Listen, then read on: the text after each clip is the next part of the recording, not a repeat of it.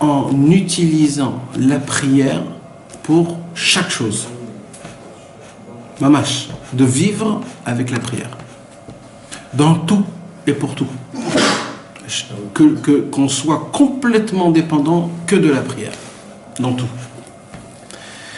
Quand on arrivera à arriver à ce stade-là, qu'on pourra vraiment vivre, prier avec une émouna aussi forte, une force, avec une concentration, avec des bonnes paroles, etc., etc., sur chaque chose, le moindre de doigt de le bouger que par la prière. Si on arrive à vivre d'une façon qui est pareille, on fera partie, mamash, de l'armée du Mashiach, car c'est comme ça que Mashiach viendra et il conquérera le monde. C'est aucune autre façon. Maintenant, comment on peut arriver à avoir une sorte de prière pareille? Parce que c'est très difficile. Comment on peut avoir ce mérite-là? Il nous dira, ben non, quand on a la Shmirat Habrit, quand un homme il est shomer le brit, c'est-à-dire quand un homme il garde son alliance, quand un homme il essaye de se renforcer, d'être pur au niveau de son cerveau, de son cœur, de ses actions, etc., etc., alors là, il se passe quelque chose. Quand on a la Shmirat Habrit, notre prière est beaucoup plus facile. Nos paroles, ils sont mieux aiguisées. Attends, après. Tout est comme il faut.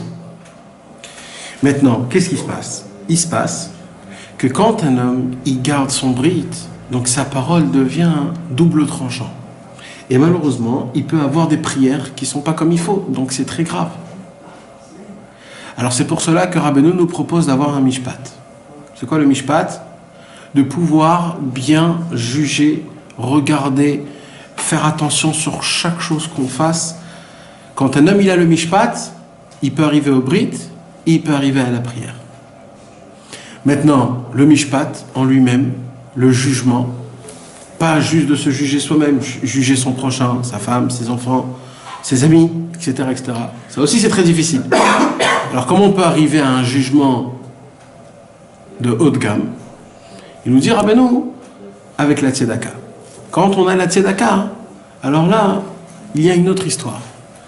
La tzedaka, il te donne dans ton cerveau, le fait est que tu dois donner de l'argent, c'est un mishpat. Parce que ton argent à toi, c'est à toi. Quelqu'un il vient te demander, pourquoi tu dois lui donner? Normalement, ça ne doit pas lui revenir. Il n'a pas d'argent, c'est son problème. Toi, qu'est-ce que tu fais? Tu fais un mishpat. Tu te dis, si Akadosh Baruch Hu m'a donné de l'argent, et que Baruch Hashem, j'ai à droite, à gauche, etc., donc je peux quand même donner quelque chose. Donc le fait est qu'il a fait un mishpat tzedek, il a fait un mishpat de vérité, et grâce à ça, qu'est-ce qui se passe? Akadosh Baruch Hu lui donne le mishpat, il lui donne la Shmirat Habrit, il lui donne la prière, et il saura comment prier, pas avec des défauts. Il saura prier avec les paroles, en demandant ce qu'il faut demander, avec une émouna qui soit parfaite, sans avoir de parchavot zarot, des autres pensées. Et Rabbeinu nous parle qu'une des choses les plus graves, c'est quoi? C'est quand on prie, qu'on a des marchavot zarot, qu'on a des pensées qui sont extérieures. Rabbeinu il dit, ça aussi c'est le mishpat. Ça aussi c'est le mishpat. Mais à la fin du compte, il dit, Rabbeinu, on voit que même ça, c'est très difficile. C'est très difficile parce que le mishpat en lui-même, c'est très difficile. Comment juger, comment savoir juger, comment faire les choses, bien ou pas bien, qu'à cause de ça, ça me met des pensées ou des mauvaises pensées, etc. Tout c'est très difficile. Alors Rabbeinu, il descend encore d'un cran et il dit, avant tout ça, il y a un travail qui est essentiel. Essentiel. C'est le point qu'on va étudier aujourd'hui, Bezrat Hashem. Ce point-là, mes amis, on va le décortiquer en long et en large. En long et en large, avec l'aide de Dieu. Je ne sais pas si on pourra le faire en un seul cours, on va le faire en plusieurs cours. C'est le point de la hit kashrut, la tzadik haemet. Rabbeinu il dit, avant de prier, il faut s'attacher au tzadik. Comment? Alors nous, qu'est-ce qu'on connaît? On connaît la phrase magique. Rabbeinu il ne dit pas la phrase magique ici dans cette Torah-là. Rabbeinu, il nous dit juste comme ça. Il nous dit, avant de prier, il faut s'attacher au tzaddik. C'est tout ce qu'il nous dit. Maintenant, ce point-là, c'est un point qui est très sensible. Très sensible. Pour des gens qui connaissent et des gens qui ne connaissent pas. Il y a énormément à parler à ce sujet-là. Est-ce que c'est simple pour vous, ce point-là? Pour vous, C'est très compliqué. c'est très compliqué. C'est un Donc point... c'est quoi qui est compliqué? Ce qui est compliqué, c'est par exemple ce qu'on a. Arrête de me cacher, c'est pas compliqué. Non, mais le concept. Même non, mais même c'est compliqué. Le concept. Par exemple, quand on Le était. syndic qui va aider à faire passer quoi. Non, quand on était par exemple dans ta souka, la Torah 5 qu'on avait fait, sur, tu te souviens sur le fait qu'il faut faire les mitzvot, le Bessimcha, et sans rien vouloir en retour, Rabbi Nathan il dit clairement dans l'Ikouté Halachot, dans le Ikouté Halachot sur l'intermédiaire, un intermédiaire, il te dit toi tu peux pas y arriver, donc tu t'attaches au tzaddik pour que le tzaddik il le fasse pour toi. Mais c'est-à-dire que le tzaddik il le fait à ta place quoi. C'est très compliqué, c'est-à-dire que tu dis à Rabbi Nathan, voilà, je m'attache à toi, je sais que t'as le truc, je vais la faire n'importe comment, et toi tu vas le faire à ma place, tu vas le faire bien. C'est extrêmement compliqué. Et pourquoi tu dis que c'est délicat? Alors, c'est délicat pour des connaisseurs. C'est délicat pour des lames d'anime. Ouais, des nasses comme vous, c'est ça. Bah oui. C'est vrai. Oui. Moi je trouve que c'est ça. Quand tu dis à Annie Kacher, tu lui fais confiance. C'est très délicat pour des gens qui sont des connaisseurs. Je m'excuse que je vais dire 2-3 petits trucs, mais je suis obligé de les dire, parce qu'on parle dans le contexte. Là, on rentre dans l'intermédiaire, dans ce qu'on appelle en hébreu le emtsaï. C'est un milieu. Tout le christianisme, c'est que ça le problème. Donc, un connaisseur qui étudie ça, il dit c'est du christianisme. Vrai ou faux? C'est pareil, non? Qu'est-ce qu'ils disent? Ils disent qu'il y a Dieu. Il est acrobate, il prie l'acrobate. Exactement. Et ils disent qu'il y a le bâtard en question. Et comme quoi, je suis obligé de le dire parce que... C'est vrai. Très bien, c'est bien. Ok. Et tout le monde a fait du bâtard l'intermédiaire. Le fils de. Le fils d'eux. Mais si tu enlèves tout, le concept, il reste le même. C'est vrai ou faux? Al-Pi al-Akha, maintenant, je vous parle. C'est très très grave. Non, c'est pas pareil, parce que nous on attache la prière au tzaddik, et tu pries pas directement le tzaddik. D'accord. Ça c'est ton idée. Qui vont en poser des autres ils vont dire des autres choses. Ils vont dire des autres choses. Chacun, ils vont dire quelque chose Ils d'autre. vont dire non, je prie pour que le tzaddik il m'exauce. Il y en a qui prient au tzaddik. Bah ouais, mais ça. Maintenant, là, tu rentres dans le Shulchan Aruch, dans Ilchot Avodazara, qui pshuto. C'est de l'Avodazara mamash. Donc, on est obligé de décortiquer et de savoir qu'est-ce qui est permis et de savoir qu'est-ce qui est interdit. C'est très, très, très intense. Il faut faire très attention à ça. Des gens qui ne sont pas des très grands connaisseurs, qui viennent la première fois au Man, des gens qui sont des chilonim. D'accord? Ils viennent, ils disent Arénim et Kacher. Qu'est-ce qu'ils comprennent eux? Non, mais c'est ça, déjà ça veut dire quoi? Pchitout. Ça veut dire quoi? Pchitout. Ouais, mais Pchitout, tu rentres dans un Avodazara. Pchitout, quand tu sais pas, c'est pas Pachout. Hein. Alors, Pachout, c'est Tipèche. C'est le même mot que Tipèche. alors celui qui sait pas, il vaut mieux qu'il fasse pas. Je sais pas. Mais si on rentre dans l'Avodazara, oui. Mais Vadaï. L'Avodazara, c'est Yarek Vali à mort, frère. Bah, sans aller jusque-là, tu peux vachement loin. C'est-à-dire quoi, je m'attache à Rabbi Nachman? Ça veut dire quoi? Tout ce concept, il veut dire quoi? D'où il vient? Est-ce que c'est une nouvelle notion que Rabbeinu nous l'a emmené? L'attachement au tzaddik? C'est nouveau. Parce que là, je parle pas de tout pour l'instant. Là, Rabbeinu, il nous parle de la prière. D'accord? Mais on reste focalisé pour l'instant. Ouais. D'accord? On se focalise. Pour la prière. Mais C'est laquelle la Torah qu'on avait fait Bruno là, dans la super? La 5? Non, la 119. Il y a une autre Torah qui parle il y a une dizaine de Torahs qui parlent de Elle ça. se connecte tous. Il y a une dizaine de Torahs qui parlent de ça. Qui carte là, le Shoresh Vayesod, chez le Kol Haïnyan, Avec c'est des ça? lettres qui s'envolent. Non. On avait fait avec où il explique le phénomène de la pluie et que les édines ils remontent vers le haut. Et il avait expliqué que c'est la Torah que les gens étudient. Ah, En fait, Yeshevel les- Asher Naseh al Haaretz. Voilà, Ouais, bien cela. celui Ouais. qui met Kacher Atzmo la Tzadik. Voilà. Ouais. Alors on arrive à comprendre. Non, là c'est pas du tout ce sujet-là, du tout. On parle pas du tout de ça. Là, on parle très séquement de l'attachement au tzaddik. Ça veut dire quoi? Attaché au tzaddik. Alors, mes amis, avant pour qu'on ait un peu de bassard, un peu de ou croquer, on va essayer de mettre à côté toutes les questions. On va lire le Likutei Moharan mot à mot, on va essayer de l'expliquer. Après, je vais revenir sur le point. Ok, mes amis? Alors, on étudie la Torah, Likutei Moharan, Torah Bet, c'est If Vav. Alors, Vetzarir kol echad lechaven betfilato. Chaque homme, il a l'obligation de diriger, mais c'est pas exactement diriger, de se orienter, ouais, les chaven betfilato, de orienter sa prière. Quand il prie, il doit orienter sa prière chez Kasher Atzmo la Tzadikim Shebador, en s'attachant aux justes, aux Tzadikim de la génération. Qui, Rabbeinu il explique, car Kol Tzadik Shebador, car chaque Tzadik de la génération, ou Bechinat Moshe Mashiach, chaque Tzadik de la génération, il est équivalent au mot Moshe Mashiach. Est-ce que vous comprenez ça? Déjà, il est, ouais, pardon. Il est équivalent à Moshe Mashiach. C'est-à-dire quoi Moshe Mashiach? Mamash. Ça veut dire chaque tzaddik de la génération, c'est le Moshe Rabbeinu de la génération. Et le Moshe Rabbeinu, c'est qui? C'est le Mashiach. Vous comprenez? Il ne faut pas recevoir mes paroles parce que c'est moi qui les dis. On comprend. Ça veut dire quoi que ça veut dire que c'est Mashiach? Mashiach, moi je sais que c'est un délivreur. C'est-à-dire quoi, Moshe, c'est Mashiach? Ça veut dire que le Mashiach, il a la possibilité de venir dans chaque génération. Dans chaque génération, il y a la possibilité que Mashiach y vienne. Maintenant, ça dépend de nous, le Ham Israël.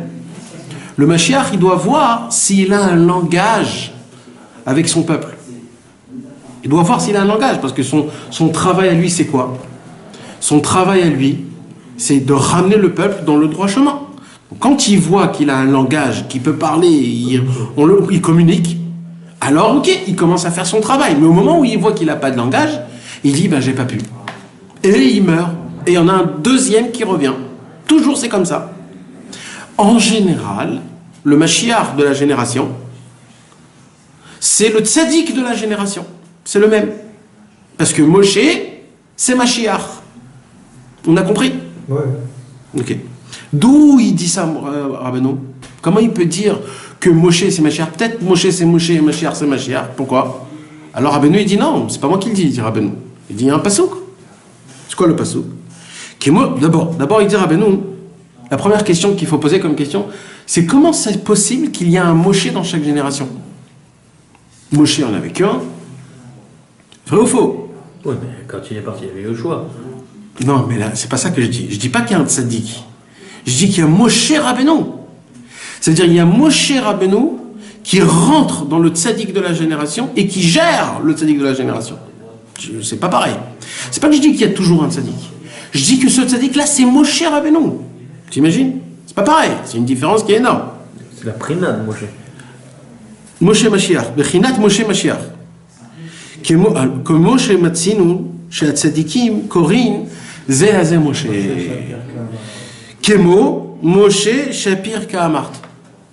On voit souvent dans la Gemara, il y a 3 Gemarot.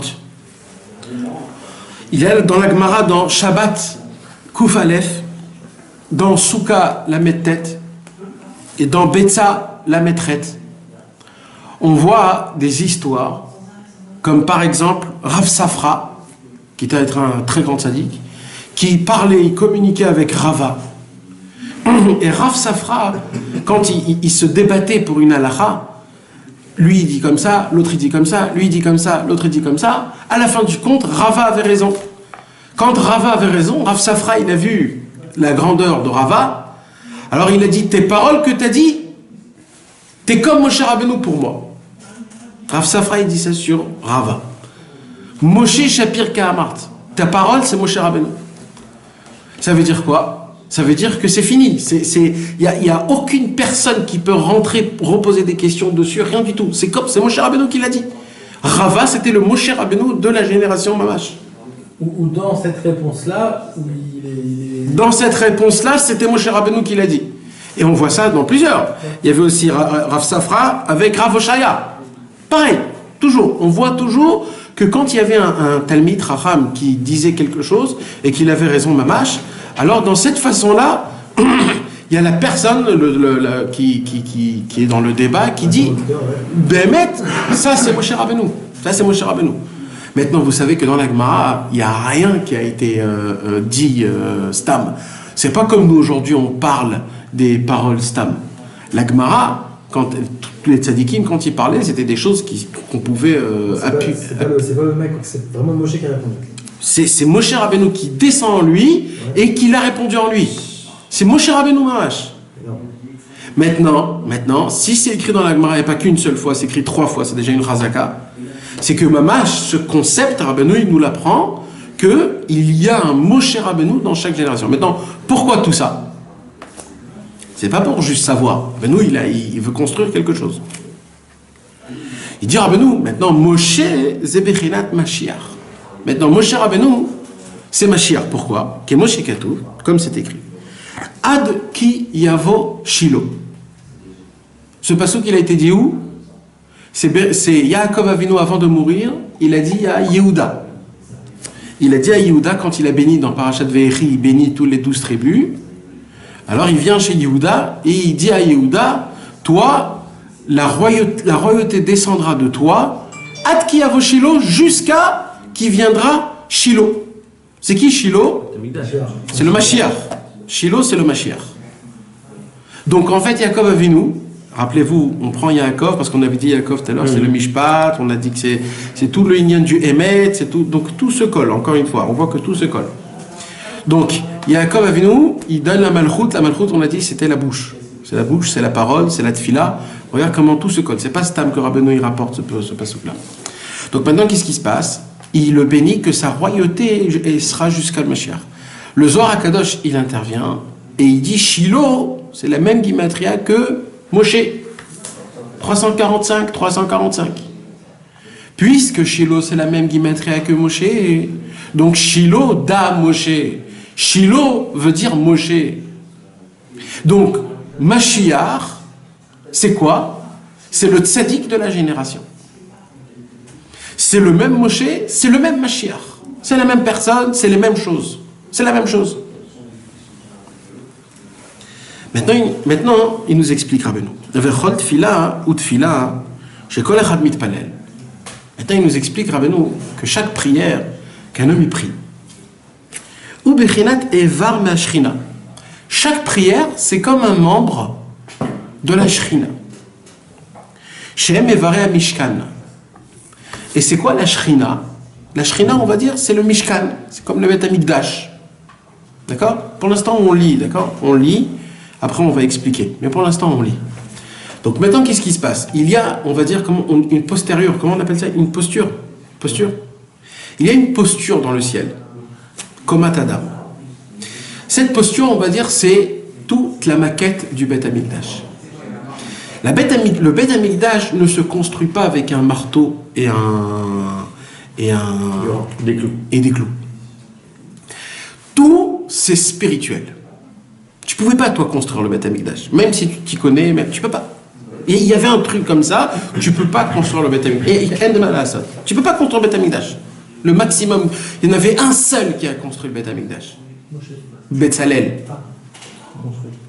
Il a construit le Beth Amikdash. Il a même pas, c'est pas qu'il a construit. Il a rassemblé et le Mishkan, le Beth Amikdash, pareil. Ouais. Mais ça veut dire il a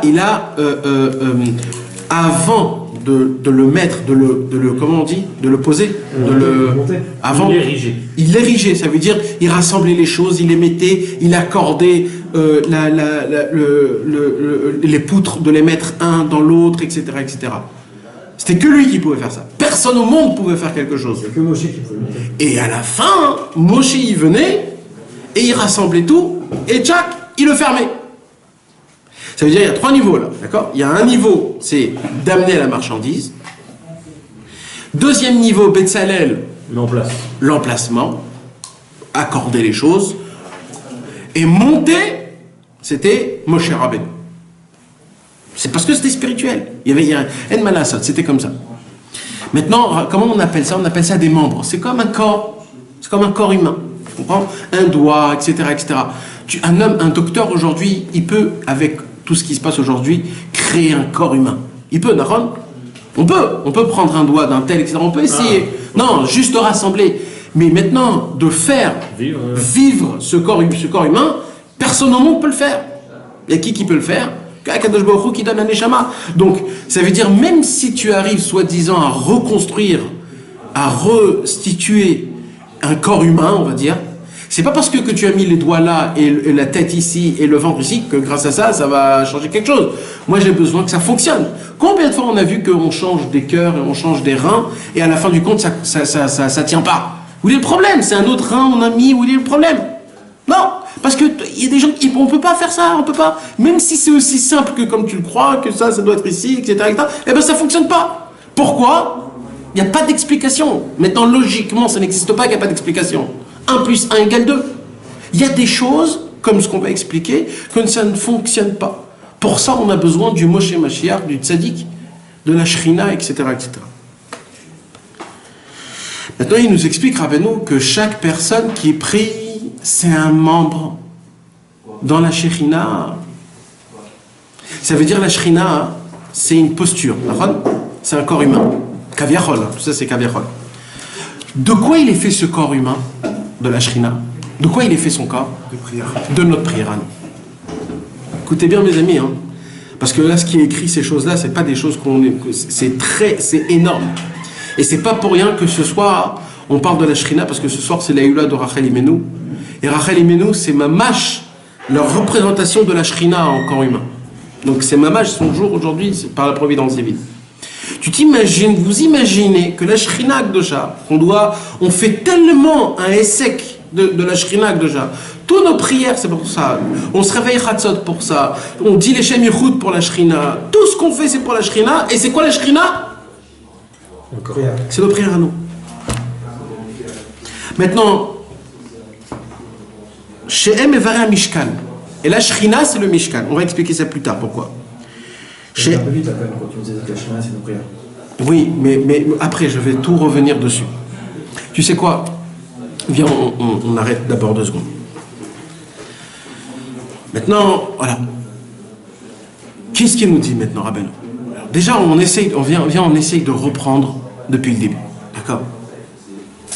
On essaye déjà de parler du point essentiel, le point de la Hit Kashrut la Tzadik Haemet. C'est quoi ce concept que quand un homme y prie, il doit attacher sa prière au tzadikim de la génération? C'est quoi ce concept? Alors, avant que j'explique ce concept, je vais dire ce qui est interdit déjà. Ce qui est interdit, aucun homme au monde qui s'appelle un juif a le droit de prier à part Dieu. On n'a pas le droit de prier qui que ce soit à part Dieu.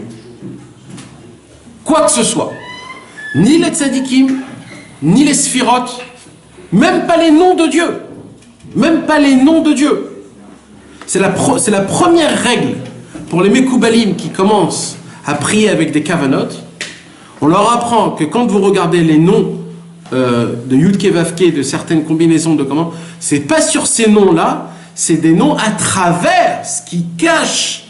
C'est-à-dire, toute notre prière à nous, elle doit s'adresser directement que à Kadosh Baruch Hu et que seulement à Kadosh Baruch Hu. Personne d'autre, jamais, dans aucun cas, jamais, jamais, jamais. Ça, c'est un point final.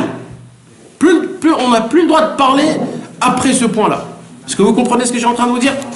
C'est Chas v'Shalom. On parle, on s'adresse, on prie. On prie quelque chose à part à Kadosh Baruch Hu, le roi de tous les rois. À Kadosh Baruch Hu, ça s'appelle de la Voda Zara. Ça s'appelle de la comment on dit, de l'idolâtrie. Que ça soit un livre de Torah, que ça soit Chas v'Shalom, des fois il y a des femmes anciennes qui prient le Sefer Torah, qui prient la Mezouza. C'est pas sûr qu'ils prient à Kadosh Baruch Hu. Des fois ça se peut que avec leur tmimout, avec leur simplicité, ils savent pas, mais c'est très très grave. Ils prient la mezouza, ou le Sefer Torah, ou le Echal. C'est très, très, très, très grave. Alors c'est certain qu'Akadosh Baruch Hu leur pardonne parce que c'est des gens qui ne connaissent pas trop. Mais que nous, des personnes, que nous, on a un petit peu de connaissances, il faut savoir une chose, que toutes nos prières, ils doivent s'adresser directement que à Akadosh Baruch Hu. Quand tu demandes au tzaddik de t'aider à te débarrasser de tes tarots, ça tu peux, non? C'est pas une fila, ça. Alors c'est quoi? C'est une fila. C'est une fila. C'est une fila. Rabbeinu aide-moi à me débarrasser de la tava Non. des femmes, des choses comme ça. Non, non. Aide-moi, il t'a aidé déjà. J'ai écrit des livres. J'ai écrit des livres. Je t'ai aidé. Tu comprends? Par contre, ce que tu peux dire, toi, prie pour moi. Alors, attendez, là, on va. Déjà, ce point-là, on l'a compris. Maintenant, ce qu'on a compris, ce qu'il ne faut pas faire, on va essayer d'expliquer comment il faut faire les choses. Ok? Alors, il faut que vous connaissiez un sujet qui est très important. Et mes amis, je vous dis encore une fois, ce sujet-là, il est tellement important que si vous avez des questions, posez. Même si vous croyez que ce sont des questions bêtes, on est obligé de poser des questions sur ce sujet-là. Pourquoi?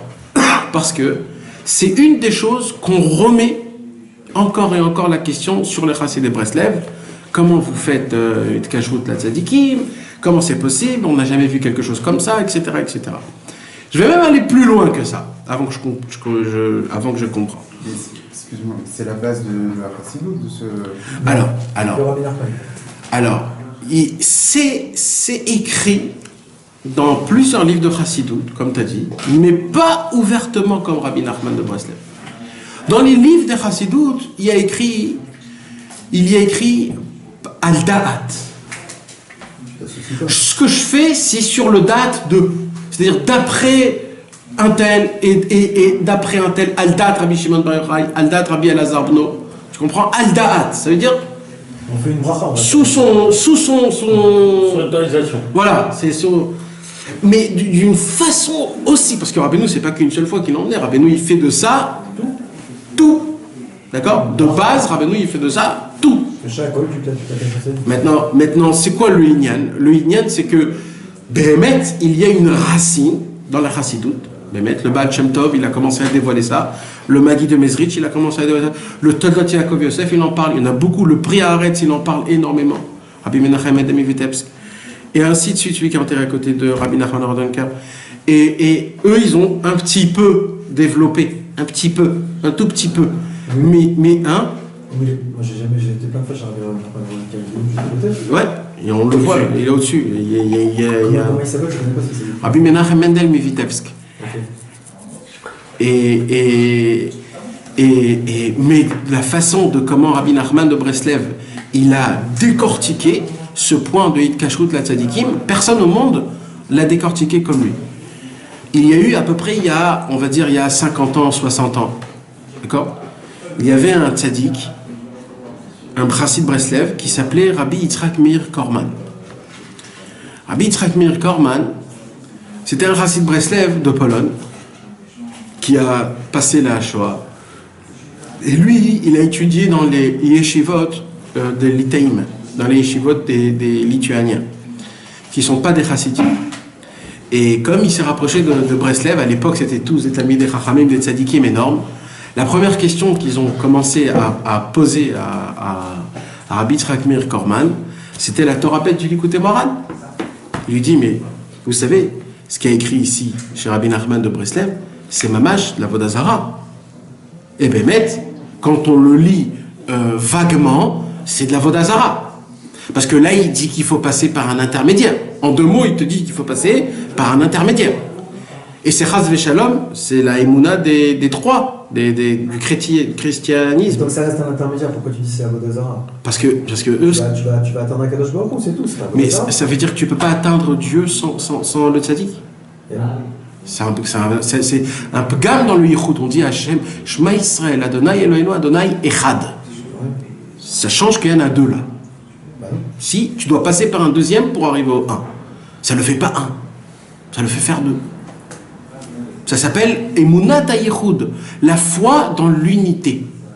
Dans l'unité, ça ne veut pas dire que lui, il est un. Echad, Yachid ou Miyuchad. Dans Echad, il y a le mot Yachid, seul. Seul, ça veut dire que toi et lui, vous êtes seuls. Il n'y a pas d'intermédiaire. Tu comprends ce que je suis en train de dire? C'est une base, d'accord? C'est une base. Je ne vais pas rentrer dans le sujet en lui-même. On a fait déjà un cours le jeudi soir à Betar Elite sur tout ce Inyan-là. On a fait un cours énorme, énorme. L'intermédiaire, ou la Shrina, je ne me rappelle plus comment je l'ai appelé. Mais Kitsour, ce qui se passe, c'est qu'ils sont venus et ils lui ont proposé cette question-là.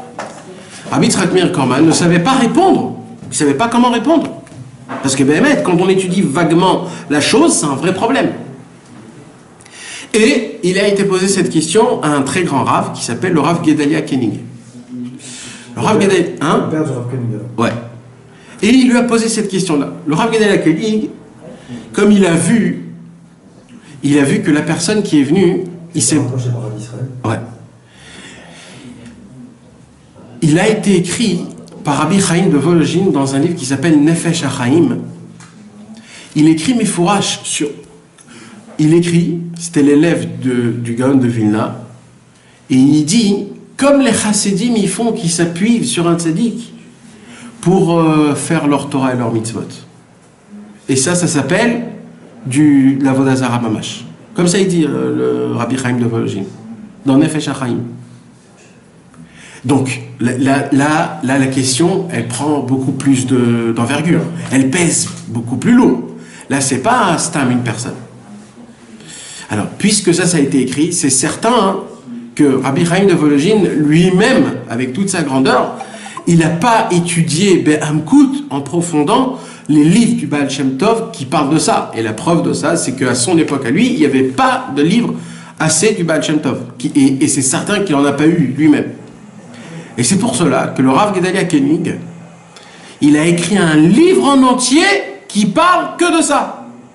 En répondant la réponse au Nefesh HaChaim, et en expliquant et en décortiquant complètement tout le Inyan de la Yid Kashrut, les Tzadikim, comment c'est pas un Inyan d'Afka que Rabbeinu a été Mechadesh, qu'il a renouvelé, mais que c'est raciné et que c'est basé sur des bases de Chachamenu Zichronam Livracha, de nos sages, et du Zohar HaKadosh, et de tous les tzadikim depuis toutes les générations. Mais comment il s'appelle le livre?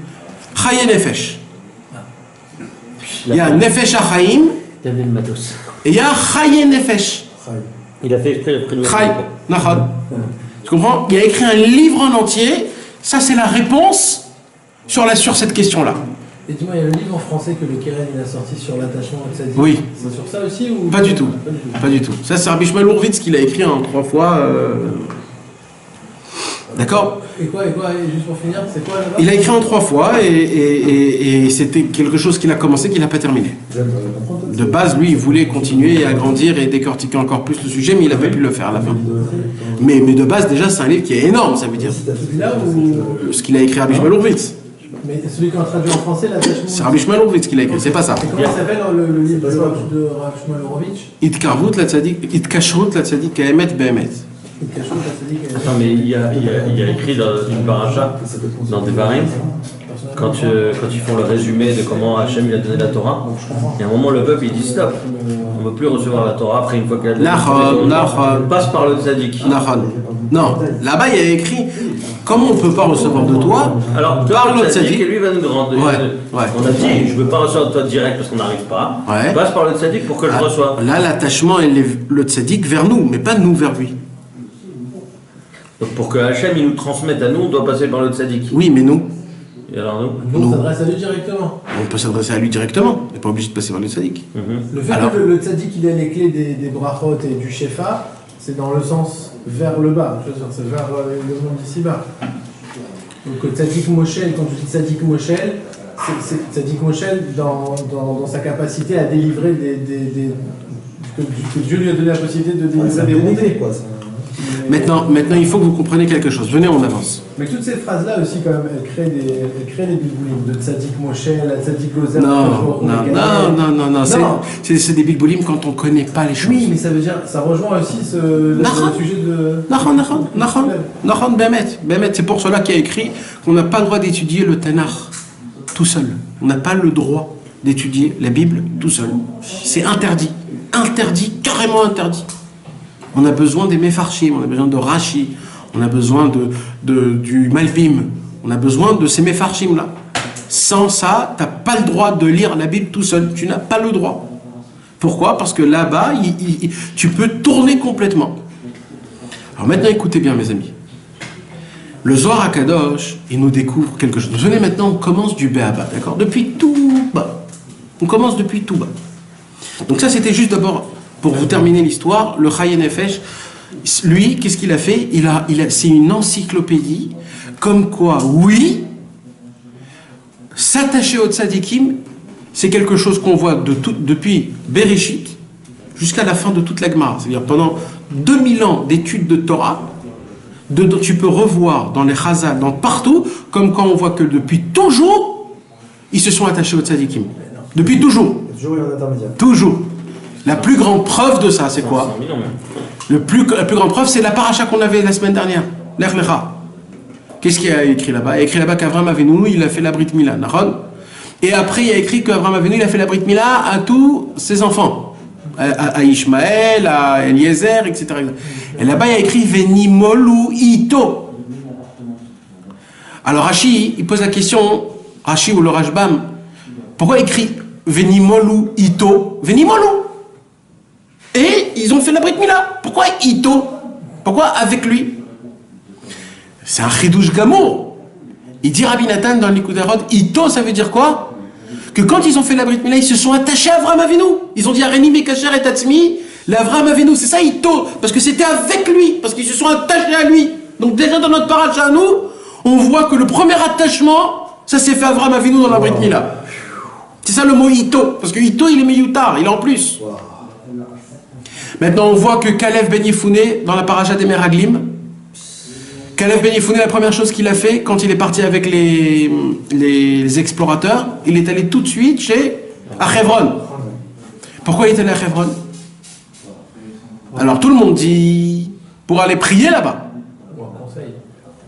Ou un conseil. Mais il y a une question qui est énorme. Pourquoi il s'est pas attaché à Moshe? Non, il prie pas de là où il est. Exact. Pourquoi il prie pas de là où il est? Qu'est-ce qu'il a besoin d'aller jusqu'à Hebron? T'es un explorateur. Tu peux pas laisser les explorateurs. T'es un explorateur, ça veut dire si on t'attrape, t'es un meragel, comme on dit, t'es un espion. On t'attrape, on te tue. C'est Pikuach Nefesh. Comment tu sors tout seul? T'es un explorateur. Tu sais que t'as 40 jours à être là-bas. Alors il dit Rabbi Nathan, parce qu'il voulait s'attacher en allant là-bas, en s'attachant. Mamash. Il voulait faire une vrite cache-route. Il connaissait pas comment on s'attache. Alors il est allé là-bas, Mamash, pour s'attacher à eux. Donc en fait, tout ce qu'il a fait, c'est en fait encore un attachement. Et ainsi de suite. Il y a plein d'histoires, plein de trucs. On voit qu'à chaque fois, ça revient encore et encore et encore et encore. Tout le Inyan, que Béhémet, toujours, ils doivent passer par un tzaddik. On voit que tout l'homme Israël, et Rabbeinu, il rapporte la base essentielle, que tout dépend de ça, parce que c'est beau et c'est bien d'apporter des preuves, mais la preuve que Rabbeinu il a rapportée, c'est elle le bassis, c'est elle la base de tout. C'est quoi la base de la preuve du tzaddik? Et ça, il faut la connaître par cœur, parce que c'est le plus important. C'est très simple, c'est ce qu'on a dit tout à l'heure. Quand Akadosh Baruch Hu a demandé dans Parashat Teruma, je veux que chacun y vienne et qu'il a une partie du Beth Amikdash, du Mishkan. Je veux que chacun y donne, s'il peut, de son argent, de son or, de son cuivre, de son argent. Je veux que chacun y donne, chacun y vient. Et tout l'argent doit passer par Moshe Rabbeinu. Si un homme y vient, il donne $200 000, si ça passe pas par Moshe Rabbeinu, ça peut pas rentrer. Mais il donne $200 000. On s'en fout complètement. Ça doit passer par Moshe Rabbeinu. Ça doit passer par Moshe Rabbeinu. C'est comme ça que c'est. C'est pas autrement. Et il y avait des gens, le Midrash raconte, il y a des gens qui sont venus et ils ont voulu donner Mamash au Beth Amikdash. Il y a une histoire sur quelqu'un qui s'appelle Istera. Istera, c'était un homme qui avait plein d'or. Il est venu au Beth Amikdash et il a dit, moi je veux donner mon or, mais je ne veux pas passer par Moshe Rabbeinu. Je ne veux pas passer par Moshe Rabbeinu. Je n'ai pas le droit de venir, que tout le monde me voie, je veux que tout le monde le voie. Et bien le Mishkan, ils ont dit, écoute frère, on préfère de manquer d'argent, Mais ça ne doit pas passer par toi. Tout doit passer par Moshe Rabbeinu. C'était la règle. Maintenant, la prière, c'est une certaine façon, c'est comme ça. Maintenant, pareil pour la construction. La construction, s'il y a des gens, ils voulaient mettre les poutres dans une autre poutre pour les enchaîner, ils n'arrivaient pas à faire. Ils n'arrivaient pas. Tu mets, ils disaient, mais il faut couper. Ça rentre pas. Ils coupaient, c'était trop grand. C'est écrit comme ça. Ils n'arrivaient pas à faire des choses les plus simples. Ils n'arrivaient pas. Il y en avait un seul qui savait faire, c'était Betzalel. Betzalel aya yodel et tzaref kol maase bereshit michav bet otiot. Betzalel, il avait une connaissance, c'est que Betzalel, il pouvait construire tout le monde comme Dieu il a fait. Il avait une connaissance tellement grande qu'il pouvait construire un monde en entier comme Hachem il a fait. Il pouvait construire des arbres, des vaches, des insectes, il pouvait écrire il pouvait tout faire. Donc c'était lui le seul qui pouvait même construire le Beth Amikdash. Mais à la fin du compte, quand il fallait tout relever et attacher les 4 murs et mettre à leur place, même Betzalel n'arrivait pas. Même Betzalel n'arrivait pas. Même Betzalel devait passer par Moshe Rabbeinu. Il dit Rabbi Nathan, c'est qui Betzalel? Betzalel, ce sont les tzadikim de la génération. Il dit même les tzadikim de la génération, qu'ils ont la connaissance, une telle connaissance de pouvoir créer un monde, faire des miracles, apprendre à des gens à faire la vodat Hashem, à leur apprendre à étudier, à leur apprendre à prier, à se tenir comme il faut, à avoir des bonnes midotes. Même eux, ils ont besoin d'un tzadik. Même eux, ils ont besoin d'un tzadik. Parce que le moment où arrive, où on doit rassembler les choses, alors là, il n'y a que le tzadik qui est du niveau de Moshe Mashiach. Ça ne suffit pas qu'il soit Mashiach, il faut qu'il soit aussi Moshe. Parce que vous savez qu'il y a des tzadikim qui sont que du niveau de Moshe. Mais ils ne sont pas du niveau de Mashiach. Il y a des tzadikim qui sont que du niveau du Mashiach, mais ils ne sont pas du niveau de Moshe. Ça aussi, ça existe. Il faut un tzadik qui a les deux capacités, qui a la capacité de Moshe Rabbeinu et la capacité de Mashiach, les deux en même temps, pour pouvoir rassembler nos prières et les emmener là où il faut. Maintenant, écoutez bien comment... Et après, il faut s'entendre, c'est qui? Et ouais, maintenant, venez, je vous explique comment ça fonctionne. Il y a une parole dans le Zohar qui se répète énormément de fois. Malchuta de Hara Ke'en Malchuta de Rakia. Le Zohar HaKadosh, il dit beaucoup, regardez ce qui se passe dans ce monde-ci. La majorité des choses qui se passent dans ce monde-ci, ça veut dire le circuit, comme ça fonctionne en haut dans le ciel. C'est comme ça que ça fonctionne. Je lui dis. Ok?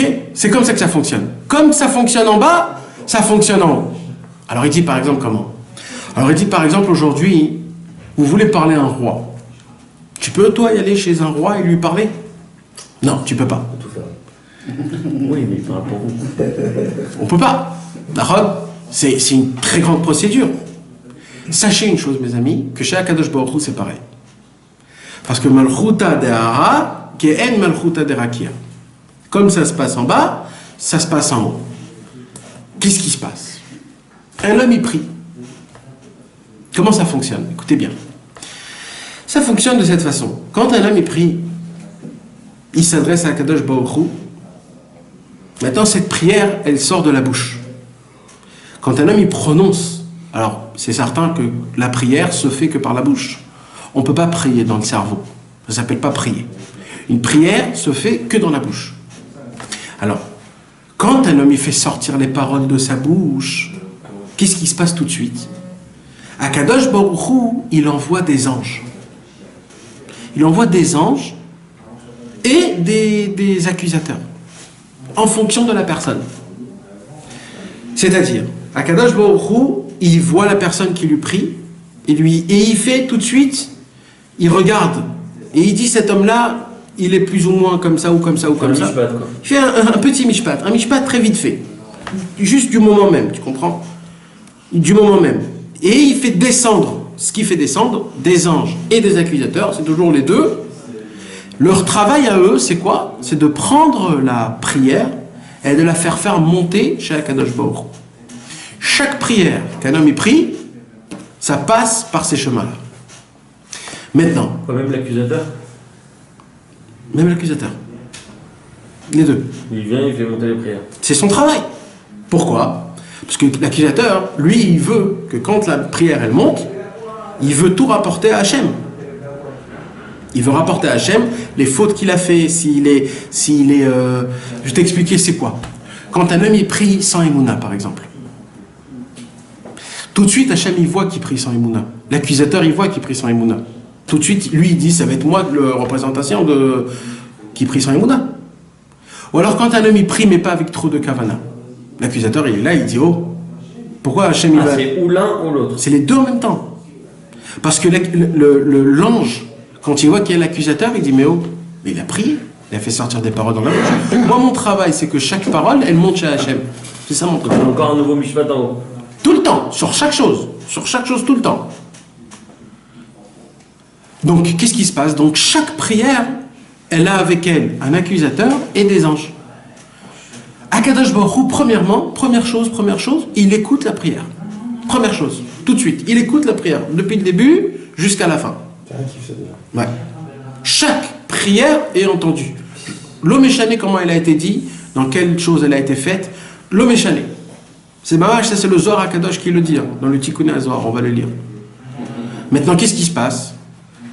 La prière, elle monte. Après qu'Akadosh Baruch Hu, il a écouté le Zohar, la prière, il demande au malach, à l'ange, il lui dit qu'est-ce que tu as à me dire? Et là, l'ange, il commence à dire beaucoup de bonnes choses sur la prière. Regarde cet homme-là, etc., comment il a fait, comment il a prié, dans quel inyan il était, etc., etc. Il dit beaucoup de bonnes choses. Après, il dit à l'accusateur, et toi, qu'est-ce que tu as à dire? Et l'accusateur, il dit tout ce qu'il a à dire. Maintenant, Kadosh Baruch Hu, il doit faire un mishpat. C'est quoi le mishpat? En fonction de l'accusateur et de l'ange, comme ça, il arrange la prière. Ou alors il exauce tout de suite, ou il exauce plus tard, ou il prend cette prière, toujours il exauce, mais c'est pas à toi. Il prend cette prière, il donne à quelqu'un qui est plus méritant. Ou pour toi, mais dans 50 ans. Tu comprends? Il y a un circuit énorme de chaque. Mais il faut que tu saches quelque chose, que chaque prière que tu sors de ta bouche, elle est faite. C'est juste un lien de temps. Ça, c'est un niveau très simple de chaque prière compris. Très simple. Même le matin, quand on prie, on est complètement éclaté, qu'on baille tous les 5 minutes et qu'on ne sait même pas ce qu'on a dit, même cette prière-là, elle monte et elle est entendue sans aucun problème. C'est éclaté. Moi, mais il y a aussi le malard. Il vient, il te remet là. Il a malgré sa fatigue, il a prié. Exactement. Et il a quand même dit des paroles, il y en a plein qui ne sont pas dit, et etc. Il a tellement de choses à dire, crois-moi. Il a fait Azamra, lui. Ouais. Maintenant, mes amis, il y a une autre sorte de prière. Écoutez bien, mes amis, le chidouche. Atsum, que Rabbeinu, il est en train de nous dévoiler un chidouche, comme il n'y a pas de chidouche pareil. Un chidouche comme ça. Mamash, mes amis, c'est un inyan comme jamais. On a. Écoutez bien ce qu'il dit Rabbeinu. Attache-toi, Rabbeinu. Rabbeinu, il dit comme ça. Là, on parle sur ce qu'on a dit sur que la shrina, etc. Rabbeinu nous a dit dans l'écoute moral que chaque prière, c'est un membre de la shrina. Chaque prière, c'est un membre dans la Shekhinah, et que chaque prière qui monte, elle se remet dans la Shekhinah. Ça veut dire quoi tout ça? Vous savez que il y a des gens qui prient, et ils ont des doutes, ils ont un problème, et ils mettent tout leur cœur, ils mettent toute leur force, une ferveur, ils mettent un gros paquet de mamage, de leur sang, de leur cœur, de leur cerveau dans la prière. Cette prière-là, elle monte directement dans le ciel. Quand elle monte dans le ciel, Kadosh Baruch Hu, il voit que cette prière-là, elle est exceptionnelle. Qu'est-ce qu'il fait, Kadosh Baruch Hu? Il prend cette prière et dit, moi, j'ai besoin de cette prière-là, moi-même. Ça fait trop longtemps que les gens ne prient pas comme ça. Moi, j'ai besoin de cette prière. Je vais prendre cette prière et je vais la mettre dans la Shekhinah. Elle va faire partir de la Shekhinah. Alors ça veut dire quoi? Écoutez bien ce que j'ai à vous dire. Le but de tout, mes amis, vous savez, c'est quoi le but de tout? Tu vas... justement. Le but de tout, c'est quoi dans le monde, mes amis? Vous savez, c'est quoi le but de tout? C'est honorer Hachem. Donner du kavod à Hachem. C'est ça le but de tout. Le but de tout, c'est le kavod à Hachem. Nichvodi barati et tsarti afasiti. Ça va cool. Maintenant, qu'est-ce qui se passe? Akadosh Baruch Hu a préparé le Ham Israël petit à petit pour qu'il puisse être apte à vraiment l'honorer. Alors ça a commencé par Avraham Avinu, Yitzhak, Yaakov, Yosef. Tout ça, ça a été des préparations. On a été mortifiés pendant 400 ans en Égypte. C'était aussi une préparation pour qu'on arrive à un des buts, c'est pas le but, à un des buts, recevoir la Torah. On a reçu la Torah, ça ne s'arrête pas là. On a reçu la Torah, là, Kadosh Baruch Hu, il fait un contrat avec nous, comme quoi jamais il nous laissera. Ce sera nous toujours. On a fait le contrat, on a signé, on a pris sur nous les 613 mitzvot de Simcha. On a pris les 613, là on commence, notre histoire elle commence. Maintenant il nous dit, Kadosh Baruch Hu, vous savez c'est quoi le but de tout? Le but de tout c'est le Beth HaMikdash. Parce que Ve'asuli Mikdash Ve'shachanti Betocham Betocho lo ne'emar et là Betocham. Le but de tout, il dit à Kadosh Baruch Hu, c'est que moi et vous formons un. Moi et le Ham Israël forment une seule unité. C'est ça le but de tout. Le but de tout, c'est qu'on soit attaché complètement avec Akadosh Baruch Hu. S'il y a le Beth HaMikdash, c'est le but de tout. Le Beth HaMikdash, tout le Ham Israël voyait Akadosh Baruch Hu. Akadosh Baruch Hu voyait le Ham Israël. Il y avait un nachat, il y avait un, comment on dit un nachat? Il y avait un plaisir énorme qui montait de nous vers Akadosh Baruch Hu et Akadosh Baruch Hu vers nous. Il y avait un lien, il y avait un vrai mariage. C'est le but de tout. Il n'y avait même pas de Shekhinah à l'époque. Il n'y avait pas de Shekhinah. J'ai pas besoin de la Shekhinah. Il y a moi et Ham Israël. Kutch Abrichou ve Israël. Mais il y a un problème. C'est quoi le problème? C'est quand on a déformé le contrat. C'est quoi déformer le contrat? On a commencé à jouer avec la Torah. Comment on a joué avec la Torah? On a commencé à petit enlever des Torahs, de la mitzvot. On a commencé à faire les choses pas comme il faut. Bon, alors Akadosh Baruch Hu, il gère. À la fin du compte, il dit bon, je passe. Jusqu'à la fin, il dit oh, alors, vous savez quoi? Je vais vous faire un avertissement. C'est quoi l'avertissement? Je vais détruire le Beth HaMikdash. Mais en fait, c'est un vice. Parce que dans 70 ans, je vais le reconstruire. Et on a eu une peur. Ça ressemble à quoi? C'est un mariage entre papa et maman. Papa, il voit que maman ne se conduit pas comme il faut. Alors, qu'est-ce qu'il fait papa? Il dit maman, salut. Salut, je pars de la maison.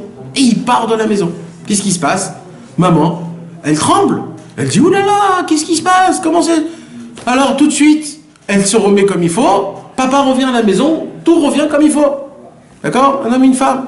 Mais malheureusement, dans le deuxième temple, on a continué à faire des problèmes. On a continué. Et c'était quoi l'essentiel du bgam du deuxième temple? C'était la sinatrina, la haine gratuite. Akadosh Baruch Hu, il a dit, si vous supportez pas, comment moi je peux vous supporter? Parce que malchuta de hara, ken malchuta de rakia. Ce qui se passe en bas, c'est ce qui se passe en haut. Alors qu'est-ce qu'il dit Akadosh Baruch Hu? Il dit, définitivement, je vais divorcer. Et Akadosh Baruch Hu, il dit pas définitivement, parce qu'il dit je vais vous le reconstruire une troisième fois. Nahon, ils ont fait un eskem Girushin. Ouais. Vous savez, ils ont fait... Un shlom bayit. Non, pas un shlom bayit. Le shlom bayit, c'était au début. Ils ont fait un eskem Girushin. Ça veut dire, qu'est-ce qu'ils ont fait? Akadosh Baruch Hu, il a dit au Ham Israël, je détruis ma deuxième... et c'est fini. Plus rien. Nous, on a dit, tu vas le reconstruire. C'est la femme qui dit à son mari, tu vas revenir. Je te connais, tu l'avais déjà fait une fois. Et juste avant que ça se passe, il y a une nouvelle... écoutez bien ce que je vous dis. Il y a une nouvelle Dmout, comment on appelle? Figure. Une nouvelle figure. C'est quoi? Qui s'est créée d'un coup? C'est la Shrina.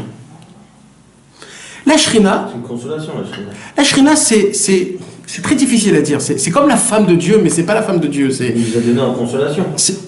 Non, c'est pas elle qui nous a donné la consolation.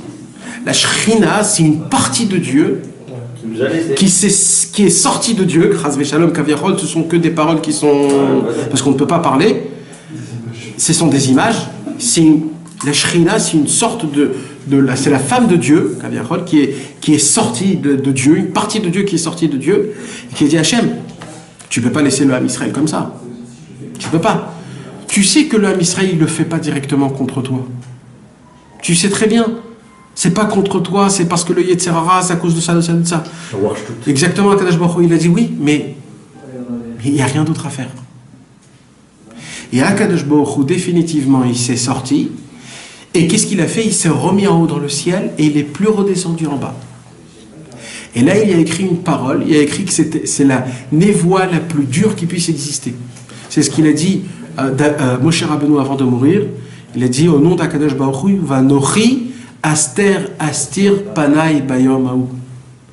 Aster Astir. Je vais me cacher dans une cachette qui est elle-même cachée. Ça veut dire même vous ne saurez pas que je suis caché. Au fin fond du voilement. Au fin fond du voilement. Il a écrit que c'est la plus grande névoie, la plus difficile névoie qui a été dans toute la Bible. La plus difficile. Et je peux vous dire que Yirmiyahu, il en... Le pauvre qui a dit ça. Et maintenant la Shrina, elle a dit je reste avec le Ham Israël.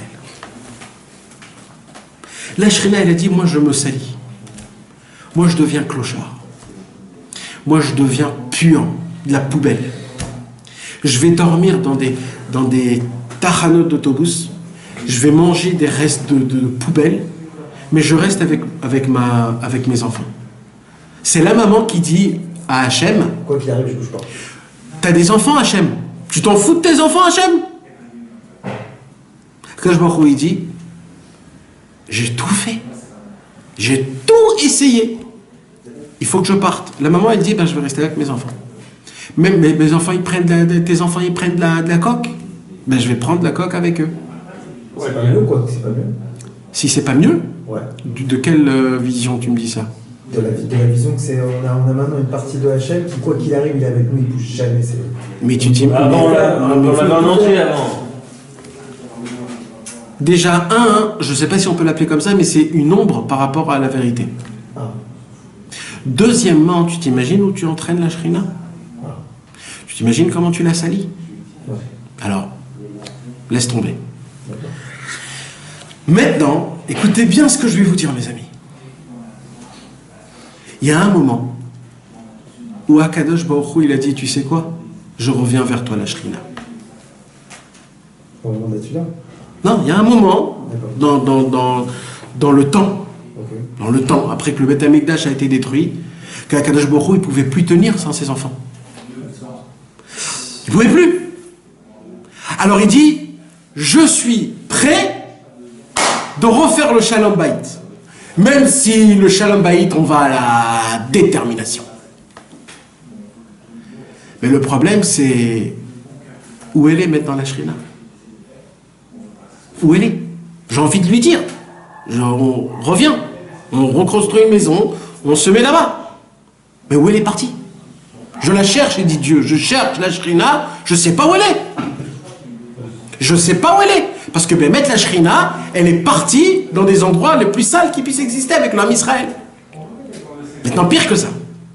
La Shrina, on va dire ça, c'est une femme, cette femme-là, elle a été tellement... elle a reçu tellement de coups, tellement de maladies, tellement elle s'est salie, elle est en miettes aujourd'hui, elle est plus en un seul morceau. Aujourd'hui, elle est en train d'agoniser complètement. C'est ça la prière d'Hachem. Attends, maintenant Akadosh Baruch Hu, presque il s'en fout de ses enfants, en disant, où elle est la Shrina, ma femme? Qu'est-ce qui se passe avec ma femme? Où elle est la Shrina? Qu'est-ce qu'il en est avec elle? Et Akadosh Baruch Hu, Kaviachol, tout ça c'est des images, il est complètement déboussolé. Parce que ses enfants, ils sont complètement ailleurs. La Shrina, elle est en train de mourir, et lui, il se retrouve tout seul. Comment on fait?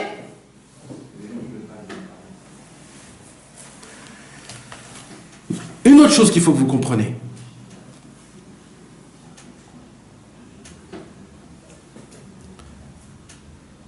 En vérité, regardez le vice, comment il est profond.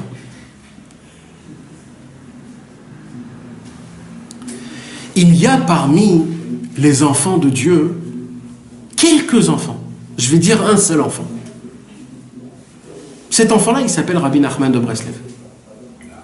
Tous les tzadikim, ils ont essayé, tout leur travail, c'est de faire le shalom bayit entre la Shrina et la Kadosh Baruch Hu. Tous les tzadikim. Chacun, ils ont réussi petit à petit à rapprocher. Mais ils ont envoyé des lettres un à l'autre. Ils ont fait une certaine création entre le Kadosh Baruch Hu et la Shrina.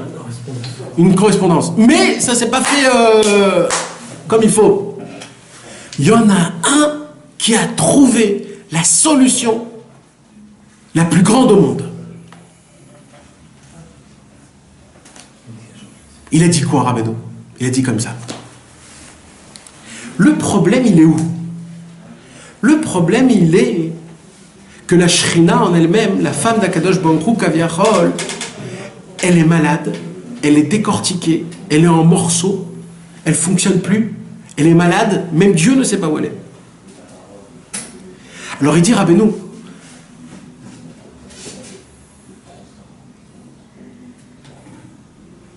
vous savez d'où vient tous nos manques? D'où vient tous nos manques? Quand tu as mal à la tête, quand ta femme elle est malade, quand il te manque de l'argent, quand le lait il s'est terminé, tout, du plus petit au plus grand.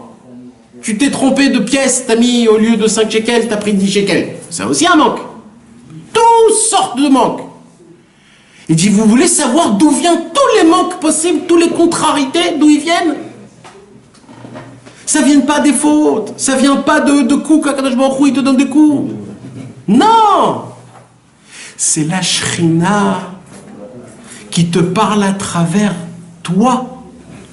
Parce que tous tes manques à toi, ce sont les manques de la Shrina. Maintenant, pourquoi elle te fait ça, la Shrina? Pourquoi elle te fait ça? Parce que la Shrina, elle sait une chose. Tout ça, c'est Rabbi Nachman qui nous l'a expliqué. C'est la combine la plus grande possible au monde qui puisse exister. La Shrina, elle sait que si chaque chose, tu vas l'interpréter en prière, elle va être de plus en plus en bonne santé. Parce que chaque prière, en vérité, ça va directement à la Shrina, on a dit. Parce que la Shrina, c'est la Malchut. La Malchut, c'est la bouche. La prière, c'est la Shrina. Depuis que le Beth Amikdash il a été détruit, les prières, ils ont été instituées. Avant, le Beth Amikdash n'avait pas tellement besoin de prier parce que la Shrina, elle était là. Donc, c'est quand qu'on a eu besoin de la prière le plus? Dafka, quand le Beth Amikdash il a été détruit, quand la Shrina, elle a été détruite. Parce que je vous ai déjà dit, le Hari HaKadosh, il dit, en vérité, toute notre prière, elle doit être de cette façon-là. Puisque tous mes manques, c'est un manque dans la Shrina. Donc quand j'ai mal à la tête, c'est qui a mal à la tête? C'est la Shrina. Donc j'ai pas le droit de prier Hachem, enlève-moi mon mal de tête. Non. Tu dois dire, oulala, si j'ai mal à la tête, la Shrina est ma tête, Hachem, je t'en supplie, enlève-moi mon mal de tête. Parce que quand tu vas m'enlever mon mal de tête, la Shrina ne va plus souffrir de son mal de tête. Donc tu es obligé de apaiser la Shrina, donc apaise-moi moi. Parce que tout ce que moi je souffre, c'est la Shrina qui souffre. Vous comprenez le Inyan? Ouais. Donc, il dit Rabbeinu, chaque prière en fait, tu crées la Malchut. Tu crées la Malchut. La Malchut, c'est elle qui donne l'abondance dans le monde. C'est ça, c'est la Emouna. Malchut, c'est Emouna. Aussi, là, Rabbeinu, il n'emploie pas pour l'instant. Il faut employer les mots que Rabbeinu il dit. Donc, la Malchut, c'est la Malchut P. C'est la bouche. La Shrina, elle est en manque. Plus tu pries, plus tu construis la Shrina. Rabbi Nachman, qui connaissait ça, il est venu au monde et il a dit, celui qui veut faire partie de l'armée du Mashiach, il doit tout le temps prier. C'est la libération de la Shrina. Rabbeinu, il a dit Kol ha'inyan sheli hu rak tefila. Wow. Tout ce que je dis, tout ce que je vous parle, je parle que de la tefila. Pourquoi? Parce qu'il dit Rabbeinu, parce que si je vais créer moi une armée, que dans tout ils vont prier, qu'est-ce que je crée? La Shrina. La Shrina, c'est moi qui vais faire le shalom bayit entre la Shrina et Akadosh Baruch Hu, c'est fini. Il faut prier pour la Shrina, là. Comme t'as dit toi. Le fait est de prier de base, il dit Rabbi Nachman, parce que là il parle pas de ça. Rabbeinu il dit, et rien que de prier, ça s'appelle déjà de construire la Shrina. Il te faut des doutes. La prière, ce qu'on parle avec la Shmirat Abrit, sans les marches à Vatzarot, en donnant une tzedaka. Il dit maintenant le Shalom Bayit, comment on appelle ça, le Shidour, c'est-à-dire la présentation entre Dieu et la Shrina, c'est moi qui m'occupe. Et comment je vais m'occuper? Quand vous allez faire Arenime Kacher et Tatsmi, le Shadchan, qu'est-ce qui se passe? Quand vous allez sur chaque chose prier, alors là vous allez reconstruire la Shrina, et quand vous allez reconstruire la Shrina, il n'y a encore rien qui se passe là. Là j'ai juste remis la Shrina en posture parfaite. Présentable. Maintenant, c'est moi qui fais le Mishkan, Moshe Mashiach. C'est moi qui va prendre Kuchabrichou ou Shrinte Beyichut Shalem, avec une union totale de A à Z. Mais pour ça, j'ai besoin que mes élèves prient pour tout. C'est la marchandise du Mishkan. Et oui. Maintenant, s'ils prient pour tout sans se mettre cacher à la tzaddik, alors ils remettent la Shrina en place. Mais ils ne la ramènent pas à Akadosh Baruch Hu. Et alors, qu'est-ce qui se passe? Eh bien, on revient comme c'était au point de départ. Non, parce que tu la rends plus belle quand même, la Shrina. Et alors, mais elle est loin de Dieu. Tout le Inyan, c'est de l'amener vers Dieu. Tout le Inyan, c'est de l'amener vers Dieu. Aujourd'hui, j'ai eu une conversation. Écoute-moi, aujourd'hui, j'ai eu une conversation avec un ami. Avec Jerry Saad. Et on a parlé longuement sur la vidéo que j'ai fait sur Rabbi Israël Cordonneur. Et il m'a dit un point que j'ai oublié de vous dire. Et c'est quoi ce point-là? Il m'a dit une des choses. Un jour, on a posé la question à Rabbi Israël. Tarles, comment on peut devenir comme Rabbi Israël Cordonneur? On peut devenir comme Rabbi Israël Cordonneur. Rabbi Israël, il a dit, Rabbi Israël Cordonneur, c'est quoi son badge? Comment il est devenu Rabbi Israël Cordonneur? Parce que, non, ça c'est Breslaver. Rabbi Israël Cordonneur, comment il est devenu Rabbi Israël Cordonneur? C'est que sur chaque chose, il priait. Avant de faire ses lacets, il priait Hachem. Avant de se boutonner, il priait Hachem. Avant de boire un verre d'eau. Et donc à chaque fois, il se met caché à votre tzaddik avant de prier pour attacher ses... Ou alors écoute, s'attacher au tzaddik, c'est pas de dire Arani Mekacher. C'est d'être attaché à lui. Dans l'Ikuta Halachot, il explique d'être attaché à lui, c'est d'étudier ses conseils et de recevoir les conseils, de les recevoir mamash. Là, tu as dit Rabbi Israël Cordonneur, prier. Ok. Alors, en s'attachant, prier. Ben voilà, mais maintenant on va pas commencer à jouer tous les 5 minutes Arani Mekacher, c'est pas ça le Inyan. Le Inyan, c'est d'être attaché mamash, ça veut dire d'être attaché mentalement. C'est sa vie, quoi. C'est sa vie, il doit le vivre tout le temps, il doit toujours être là-bas. Il ne faut pas qu'il y ait un cerf. On te dit que quand tu mets les tefilines, tu ne dois pas avoir un cerf à date. Tu comprends le Inyan? Donc tu ne vas pas chaque instant embrasser. C'est pas ça le Inyan. Le Inyan, c'est que tu dois toujours, tu n'as pas le droit d'être esser à date du tzaddik. Comment on dit esser à date? Déconnecté. Non, déconnecté, c'est complètement. Esser à date, c'est Absent. Une absence du cerveau, de ne pas avoir un absent. Maintenant, il m'a dit une autre parole qui est exceptionnelle. Écoute-moi bien ce qu'il m'a dit. Il m'a dit comme ça. Il m'a dit, il y a une lumière. T'as posé la question à Rabbi Israël sur Rabbi Israël Cordonneur. Est-ce qu'on peut devenir Rabbi Israël Cordonneur? Alors il a dit, Rabbi Israël Cordonneur, il prie sur chaque chose. Tu veux être comme lui, prie sur chaque chose. C'est aussi simple que ça. Rabbi Israël, il a dit c'est possible. Oui. Rabbeinu lui-même, il a dit, vous pouvez être comme moi. Donc, il faut juste prier sur chaque chose. Et tu vois qu'il il a appliqué Mamash la Torah bête. Mamash, Bepshitout. Sur chaque chose, il priait, il faisait de ça une prière. C'est-à-dire que c'est pour ça que Rabbi Israël Cordonneur, qu'est-ce qu'il a dit Rabbi Israël? Il a dit, lui, il a vécu au temps du Mashiach. Pourquoi il a vécu au temps du Mashiach? Parce que lui, il a amené la Shrina à Kadosh Baruch Hu. C'est pas Stamamo qui l'a dit Rabbi Israël. Lui, il vivait dans l'époque du Mashiach. Parce que c'est ça, Mashiach. J'ai croire que Mashiach, c'est quelqu'un qui vient et c'est fini. Non, c'est un travail. C'est un concept de vie. Mashiach. Maintenant, il m'a dit une parole encore exceptionnelle. Ce qu'il m'a dit. Il m'a dit, regarde, tu prends une lumière. Il m'a dit, prends un très grand sadique. Écoute bien ça. Prends un très très grand sadique. Prends toi. Devant un très grand sadique. C'est quoi la différence entre lui et toi? Emouna. Non. C'est certain que le sadique, il a beaucoup plus d'émouna que lui. Oui, c'est ça. Il étudie plus de Torah que toi? Oui. Il prie mieux que toi? Oui. Il se conduit mieux que toi? Il fait tout mieux. Alors, pourquoi toi, on a une certaine vision que tu es meilleur que lui? Parce que lui, c'est bégosse. Il m'a dit, prends une lumière de 12 watts. Ok? Et prends une lumière de 150 000 watts. Ok? Il y a une différence. Le tzaddik, c'est 150 000 watts. Quand elle éclaircit, il éclaircit la moitié du monde. D'accord? Mais toi, tu es 12 watts. Tu sais c'est quoi la différence entre toi et lui? C'est que toi, ta lumière, elle est connectée. Lui, sa lumière, elle n'est pas branchée. Donc toi, tu éclaircis. Mais lui, il n'est pas éclairci. Il a beau avoir 250 000 watts, mais elle n'est pas branchée. C'est Jerry qui m'a déjà fait ça. Il va dans le réseau. Il n'a pas de réseau. C'est qui la connexion? Ah ben non. C'est le tzaddik. C'est ça la différence. La différence, c'est quand tu es connecté ou tu n'es pas connecté. Quand tu as le câble. Si tu as le câble ou tu n'as pas le câble. C'est tout ça. Donc il y a des très grands tzaddikim qui peuvent se faire. Alors eux, ils ont. Mais ils ne sont pas dans la prise. Comment c'est possible? C'est quoi ta question? Comment c'est possible? Ça veut dire quoi? Explique-moi. C'est-à-dire qu'eux, ils ont compris c'est quoi l'objectif aussi. De rassembler la Shrina et Hachem. Mais ils ne savent pas comment le faire.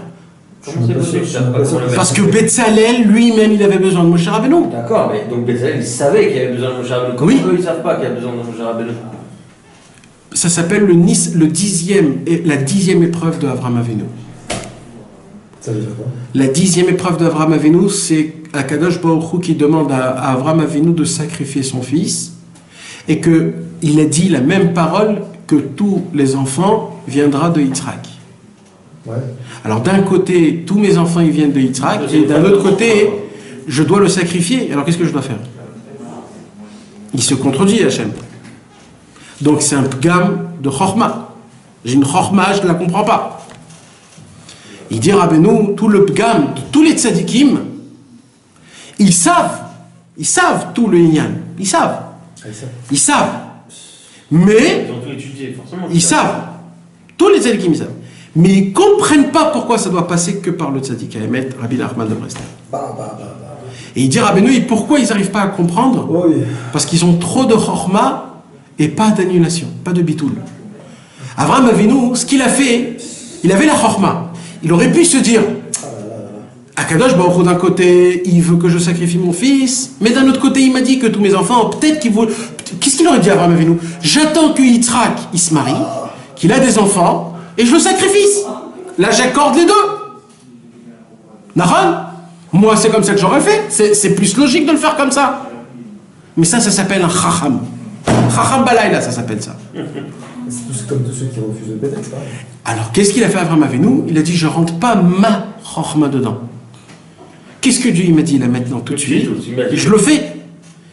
Il m'a dit, même si ça contredit, pareil, si un homme, il laisse tomber sa chorma, il s'attache au tzaddik. S'il laisse pas tomber sa chorma, il peut pas s'attacher au tzaddik. C'est les profs du pédec aussi. Tout.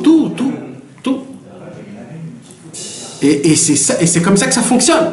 Attends, vous avez compris comment la combinaison de la shrina, comment elle se fait? C'est-à-dire que la shrina, là, mes amis, elle souffre comme on peut même pas s'imaginer. Elles sont provoquées par les manques de la shrina. Ouais. En vérité, En fait, c'est ça. en vérité, Par le manque de prière. Vu que la Shrina, elle est faite des Non, on fait Oui. n'importe quoi, on l'a sali, on l'a oui. Donc la shrina se sert de toi, Ouais. pas toi, mais Ouais, c'est elle ça. se sert en essayant Ouais. de te chasvé shalom, de te faire des choses. Ouais. Pas pour que tu souffres chasvé shalom, pour que tu pries. Et c'est là où je dois m'attacher avec le tzaddik, pour que le tzaddik, lui, il fasse le... Mais voilà, maintenant, Ouais. tout le inyan de la prière, c'est l'attachement. T'imagines comment c'est grave maintenant hein, de dire à quelqu'un de prier sans l'attachement du tzaddik? Comment c'est grave? Quand il y a certaines personnes qui t'expliquent comment faire il des doutes ou comment faire et ils te disent pas le mot magique it kashrut, alors tout ce qu'ils font ça sert à rien. Il n'a pas écrit Cachot. Mais non, tout le inyan ça dépend de ça. À partir du moment où tu fais le doute, Pas du tout. Pas du tout. Tu fais le doute. Pas du tout. Pas du tout. Il faut s'attacher au tzaddik. Non, peut-être que tu fais pour toi. Mais on a dit que Ah, c'est tu fais parce que Rabbeinu t'a dit de le faire. Oui, mais tu fais pour toi. Oui, Nahon, mais il te des doutes. Tu mets en pratique ce qu'il a dit. Nahon, mais Oui, mais tu le fais pour toi, un peu égoïstement. et ça, c'est un chidouche que Rabbeinu nous l'avait fait ressortir. Mais le Inyan du Hitbodedut, doutes, c'est un Inyan qui est écrit depuis dans plein de livres, tu comprends? Hitbodedut, doutes, le Rafetz Chaim, il faisait Hitbodedut doutes. Tous les tzadikim faisaient Hitbodedut doutes. Le Harizal, il dit qu'il faut faire Hitbodedut doutes. Tout le monde dit qu'il faut faire Hitbodedut doutes, tu comprends? Donc Hitbodedut doutes, c'est un concept qu'il faut le faire de base. Rabbeinu, qu'est-ce qu'il a fait? Il a juste mis le point dessus. Il a dit faites tout le temps, faites. Maintenant, ça veut pas dire d'Afka que quelqu'un qui fait Hitbodedut doutes, il est attaché au tzaddik. Non! Il faut s'attacher au tzaddik, mamash. Voilà, Rabbi Nachman de Breslev, je m'attache à toi. Et c'est pas que René Mekacher. Et Hitbodedut doutes, c'est une certaine fila que toi-même tu dois le faire de tes paroles à toi, tes propres paroles. Ça, mais c'est Comment tu t'attaches au tzaddik? Comment? Vas-y, dis-moi. T'as dit René Mekacher? Comment te dire René Mekacher? C'est ça la question. Déjà, il faut commencer à dire combien tu aimes Rabbeinu. Il faut lui dire que tu l'aimes. Il faut lui dire, je t'aime Rabbeinu parce que tu m'as sauvé, tu m'as fait comme ça, tu as promis, t'as craché du sang, toi, ta femme et tes enfants pour moi, tu nous as sauvés, tu as écrit des livres, tu nous as sauvés pour moi de Rosh Hashanah, on vient tout le temps, on parle de toi tout le temps, je parle à ma femme de toi, je parle à mes enfants de toi, je veux que quand ils grandissent avec toi parce que je t'admire, t'es mon idole, etc., etc. Il faut dire, c'est pour cela que je m'attache, mon cœur, mon cerveau, ma bouche, tout ce que j'ai dans tous mes 248 membres qui sont tout que pour toi. Je m'attache complètement à toi, je suis complètement attaché à toi. Ça, c'est pas une prière. Ça, c'est un attachement. Quoi, c'est quoi, C'est une nid cache-route. ça Ça, c'est un bilan avec toi et toi-même. Toi et ton âme, toi et ton cerveau, toi et ta conscience. C'est un attachement. Et dès maintenant, tout ce que je vais faire. Alors, voilà, je ne vous ai pas encore expliqué. Maintenant, qu'est-ce qui se passe? Alors, imaginez-vous, qu'est-ce que je vous ai dit? Quand un homme il prie une prière exceptionnelle, qu'est-ce qui se passe? La Kadosh Baruch Hu, il prend cette prière, il dit oulala, ça fait des années qu'il n'y a pas une prière comme ça qui est montée. Moi, j'ai trop besoin de cette prière. Vite, il la prend, il la met dans la shrina. Vous savez que quand la shrina, elle a un apaisement d'une 1/1000e de seconde, il y a une abondance du ciel qui descend comme on peut même pas s'imaginer. Il faut poser des questions bêtes. S'il apprend, il la met dans la chien, c'est qui sait où elle est la chien. Moi, je suis un baquette. C'est pas comme ça que ça fonctionne dans le ciel. Tout, c'est des images. C'est une image. C'est des images, on comprend pas. C'est comme ça que ça fonctionne. Parce que t'as dit, c'est pas vrai. Hein? C'est une image, ça veut dire qu'elle est dégueulasse. C'est ça qui... Oui, ça veut dire que ça va directement là-bas. La prière elle-même, elle va là-bas directement, elle sait que... Alors maintenant, quand je m'attache au tzadikim, qu'est-ce qui se passe? Au tzadik. Qu'est-ce qui se passe? Là, le tzadik, il vient. Et il voit une prière avec un accusateur et un ange. Tout de suite, il vient, il dit oh, qu'est-ce qui se passe? Il dit deux contraintes. Alors là, il y a un va-et-vient, il dit attendez, il s'est attaché à moi. S'il s'est attaché à moi, d'une certaine façon, elle m'appartient aussi. Ah, elle est belle. Donc laissez-moi voir le contenu de la prière. Là, qu'est-ce qui se passe? Le tzaddik, il voit le contenu de la prière. Le tzaddik, c'est lui-même, il reprit cette prière. Il a pris prière. T'as demandé qu'Akadosh Baruch Hu t'envoie la parnassa. Lui, il a repris de la manière de comment ça doit être prié. C'est plus toi qui l'as prié, c'est lui qui l'a prié. C'est la scène qui monte. Ah là là là là. Et là, il n'y a plus d'accusateurs. Ah là là. Il n'y a que des anges. Et là, cette prière, elle monte. Direct. Pas en tant que Chai, mais en tant que Rabbi Nachman. C'est ça qu'on dit que le tzaddik, il fait tchouva pour toi? Ça, c'est une tchouva, on ne parle pas de ça. Ok. C'est quoi la preuve de ce que je viens vous dire? Le Yehiratson avant les Teilim. Le Yehiratson avant les Teilim, on dit mes fourrages là-bas. Je demande à Kadosh Baruch Hu que les Teilim que j'ai lus soient comme si que ça soit David Ameler lui-même qui les a dit. Tu nous as dit c'est David Ameler. Tout le concept de le Hit Kashrut, on le retrouve dans la Teilim, dans la Tfila. Le seul livre de prière dans la Bible. Parce que même ça, elle doit être Mekouchar à David Ameler. Parce que c'est lui-même qui l'a écrit. C'est une Hit Kashrut, mais de David Ameler, parce que c'est lui qui l'a écrit. Ça, c'est chaque personne, ça. Et ça, exactement. Ça, tout le monde le reçoit. Le fait est que le Chida à la Vachalom, il dit, tu sais que le Chida, lui aussi, il a dit. Je crois même qu'il a pris ça de Rabbeinu. Dans Avodat HaKodesh, il écrit des tfilotes, et là-bas, il a écrit tout ce que je fais au nom de Rabbi Shimon Bar Yochai, Rabbi Elazar Bno, Palti Ben Laïch, et encore 2-3 tzadikim comme ça. Il y a aussi un Leshem Yichud du Rashash, pendant les Yamim Noraim, quand on ouvre le Echal, qui dit aussi, tout ce que je fais, je le fais au nom, je reçois la Torah Michadash, au nom de Rabbi Shimon Bar Yochai. Mamash, ça aussi, ça embête personne. Et donc là, t'as toute cette équipe-là qui sont là, qui prie. exactement. Alors maintenant, si t'as rien avec Rabbi Shimon Bar Yochai, le fait de m'attacher. C'est dangereux quand même, c'est dangereux. C'est pas que c'est dangereux, c'est. Si tu peux te faire brûler quand même. Je sais pas combien Rabbi Shimon Bar Yochai va intervenir. Il peut par exemple prendre la prière, monter avec la prière et donner la prière, mais c'est pas lui qui l'a pris. Tu comprends? Il y a des niveaux de plus tu es attaché à un tzaddik, plus. Voilà, ça Rabbi Menachem Mendel Vitebsk, il explique ça dans le Pri Haaretz, dans son livre. Il explique ce concept que plus tu es attaché au tzaddik, plus il intervient. C'est comme ça. Et derrière Hagav, ça aussi s'écrit dans tous les livres. Même le Balatania, il écrit ça dans la lettre. Le Balatania, il a écrit dans le Tanya, il y a une partie qui s'appelle Igeret HaKodesh. C'est quoi le Igeret HaKodesh? C'est une lettre qu'il a envoyée aux élèves de Rabbi Menachem Mendel Vitebsk après que Rabbi Menachem Mendel Vitebsk il est mort, pour les renforcer. Et là-bas, il dit que le tzaddik, quand il est mort, il est encore plus fort que quand il est vivant. Et il dit, et sachez que si vous allez intervenir le tzaddik, pour tous ceux qui sont attachés, ils vont recevoir directement que ceux qui n'ont pas été attachés. Donc en fait, il les console que vous l'avez connu, donc vous avez une shayachout, vous avez un lien avec lui, ce que les autres n'auront pas.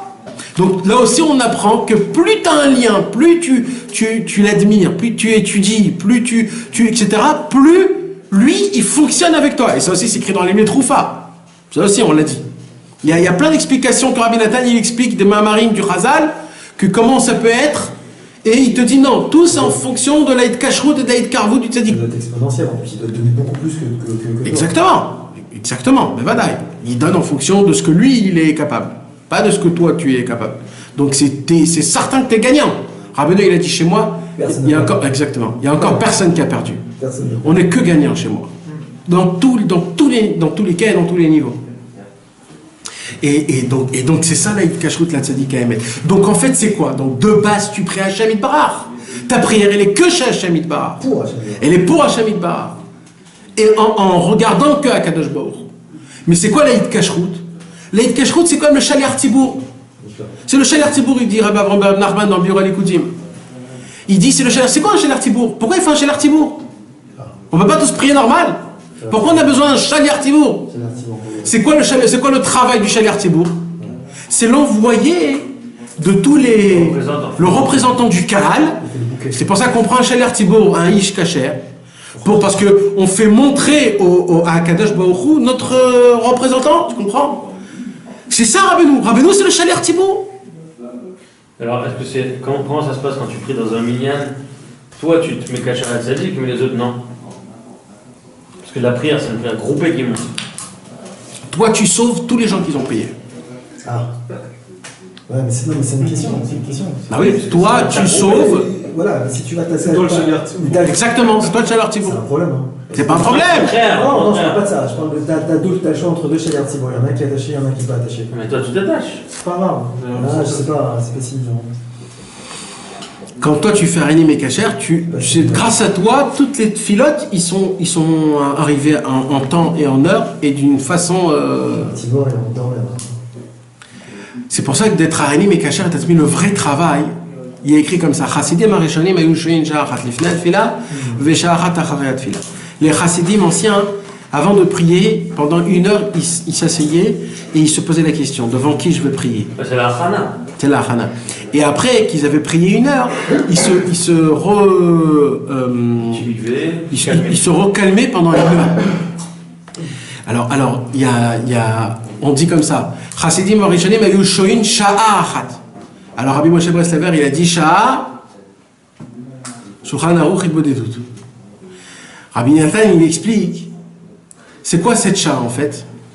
En fait, c'est l'Aïd Kashrut la Tzadik. Ça veut dire quoi? Il dit Rabbi Nathan.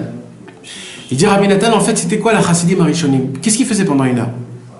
Pendant 1 heure, ils essayaient de s'attacher à un tzaddik pour faire monter la prière. C'était ça en fait. Ça veut dire quoi? Ça veut dire que Stam. Il s'attachait à Moshe Rabbeinu, à Rabbi Akiva. À leur époque, chacun son tzaddik. Même quand tu as une Iloula, tu peux t'attacher au tzaddik, c'est la Iloula. Non, t'as l'attaché au tzaddik de la génération. C'est Iloula, il est là, il est spécial. On peut s'attacher à tous les tzaddikim, mais encore une fois, si on n'a aucune shayachout à ce tzaddik-là, il faut être engagé avec ça, engagé, oui. Mais c'est quoi que je vous explique? C'est quoi que je vous explique? Moi, ce que je vous explique, c'est de s'attacher, c'est d'étudier les livres, de recevoir. Donc, une belle achana pour prier comme il faut. Tu dis 1 heure en prie. Oui, mais c'est pas de notre calibre aujourd'hui. Parce que Rabbeinu, il a dit que moi, je préfère les gens qui prient le plus tôt et très vite. Mais par exemple, de lire un conseil avant la prière. Un conseil. Ou une mida du Sefer Hamidot. Ouais, toi évite. Et si on étudie par exemple un conseil avant la prière, alors c'est disant à Rabbeinu Akadosh, voilà, je m'attache à Rabbeinu Akadosh par ce conseil-là que je vais étudier et je vais recevoir Bedaati, je suis maskim de ce que Rabbeinu a dit, je le reçois à 100% de ce qu'il dit. Là il y a une mamash, il y a une vraie mamachout dans l'Aïd Kashrut. L'Aïd Kashrut, elle est passée. C'est une concrétisation de l'Aïd Kashrut. C'est pas juste une parole qui a été faite. Il y a aussi une autre kashrut que Rabbi Nathan dit, c'est donner de la tzedaka. Comment on s'attache? Rabbi Nathan dit trois choses. Par la parole, par la tzedaka et par le limoud. C'est pour ça que ces 3 choses-là, on le fait d'afka avant la prière, et ces 3 choses-là, ils sont écrits dans notre Torah, nous, Torah bête. C'est-à-dire, dans la Torah bête, en fait, c'est la première Torah. Il t'explique, parce que la première Torah, il te dit étudier. Pourquoi? Parce que, exactement, d'abord tu étudies pour t'attacher au tzaddik. Après tu t'attaches au tzaddik parce que c'est ça la première Torah, le limoud. Quand tu fais la tzedaka, tu la donnes pas. Oui. Non, tu dois la donner pour le tzaddik. Ouais, c'est ça. Pour le tzaddik. C'est la tzedaka. Non, ça sert à rien. C'est pas que ça sert à rien au niveau de la tzedaka, au niveau de la Yid Kashrut, ça sert à rien. Niveau de la Yid Kashrut, c'est pour ça qu'il y a écrit qu'il faut donner. C'est pour ça, Rabbeinu il dit une fois il faut donner la tzedaka avant la prière. Et comme par hasard, Rabbeinu il dit il faut donner la tzedaka vers David. Alors tu donnes quand? Avant la prière ou vers David? La tzedaka avant la prière, c'est la tzedaka de l'Aïd Kashrut. Je m'engage, Rabbi Nachman, je te donne ma paye, je te donne mon argent, je te donne mon nefesh. Je m'attache avec toi en donnant de l'argent. Et la tzedaka de Vaïvar David, c'est pour que tes prières puissent monter. Donc la tzedaka de Vaïvar David, tu peux la donner à la synagogue si tu veux. Mais la tzedaka avant la prière, avant de faire Hitbodedut doutes, c'est très important de faire une tzedaka. Ça t'ouvre tout. C'est dans cette Torah d'ailleurs qu'il dit, De quoi? Tzedaka avant la Oui, dans cette Torah Nahon. C'est ça tout le lien, parce que c'est comme ça qu'on arrive à expliquer et à s'attacher complètement de manière où il n'y a pas d'écorce autour et que l'attachement, le ihoud, il soit mamash parfait. Donc je continue. Donc chaque prière que chacun... Ouais. Une question par rapport à ce que tu disais. Quand tu disais que Moshe Rabbeinu, c'est lui qui était Mekim et Tamishkan. Nahon. Et à chaque fois, tu fais le rapprochement entre le Hakim et Tamishkan et le Yichud. Mais normalement, le rapprochement, ça doit être que c'est comme tu disais, c'est la posture de la Shrina. C'est pas le Yichud Mamash. Le Yichud Mamash, c'est en faire en sorte que la Shrina, elle soit complète. Le Ichud Mamash, il se fait au moment où il y a le Mishkan. Dès que le Mishkan, il est monté, au moment où on commence à travailler dans le Mishkan, Veshachanti Betocham, il y a le Ichud directement. Ok, donc c'est Se fait de par lui-même. Mais, Ouais. D'accord. Mais je veux dire, tout dépend de ça. Tu Oui, comprends? évidemment. Mais Voilà. Parce que... ok. Donc il dit Rabbi Nachman, et chaque prière que chacun y prie, c'est équivalent du niveau d'un membre de la Shekhinah. Shem Evarei Mishkan, c'est quoi les membres de la Shekhinah? C'est les membres du Mishkan, c'est la même chose. Le Mishkan, la Shekhinah, c'est la même chose. Puisqu'on a dit que c'est quand que la Shekhinah, elle a été créée, tout de suite après le Mishkan, quand il a été détruit le Beth Amikdash.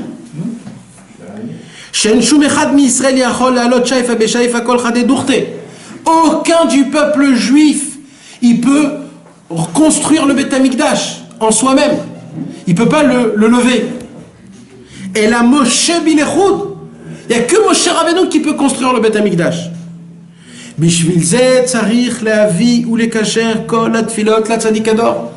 C'est la raison pour laquelle tout notre travail, il doit être que quand on prie, on doit s'adresser à Kadosh Baruch Hu, mais l'envoyer par le tzaddik authentique. Le vrai Shaliach Tzibour doit être le tzaddik authentique. Que Moshe Katou, comme c'est écrit, Vayaviu et Mishkan El Moshe. Toi-même, tu ne peux pas construire le Beth Amikdash. Vehu Yodel Alot Shaifa Beshaifa, lui, il sait, par rapport à chacun de nous tous, par rapport à notre approchement qu'on a vers lui, par rapport à la Emouna, par rapport aux études qu'on étudie, par rapport aux conseils qu'on étudie et qu'on reçoit, par rapport à ça, le tzaddik, il sait combien, comment il faut intervenir dans la prière ou pas. Mais la Satota Kamashlema est grâce à ça de construire, en particulier et en général, construire la Shrina en ayant une posture parfaite. Que Moshe Katouf, Vayakem Moshe Tamishkan, on voit qu'à la fin du compte, qu'est-ce qu'il a fait Moshe Rabbeinu? Il a créé exactement. Maintenant, on a parlé de la Tefila. D'accord? Pour les mitzvot, comment ça fonctionne? Alors il y a une très belle histoire. Parce que nous on a appris que c'est pas que pour la Tefila qu'il faut s'attacher au tzaddik. C'est pour tout qu'il faut s'attacher au tzaddik. Pour tout, avant chaque mitzvah que tu fais. Il y a une très belle histoire que le Midrash Tanchuma il nous raconte dans Vaïkra.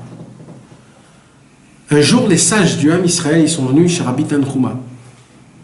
Ils sont venus chez Rabbi Tanchuma et ils ont dit à Rabbi Tanchuma, sache, malheureusement, il n'y a pas de pluie, ça fait très longtemps.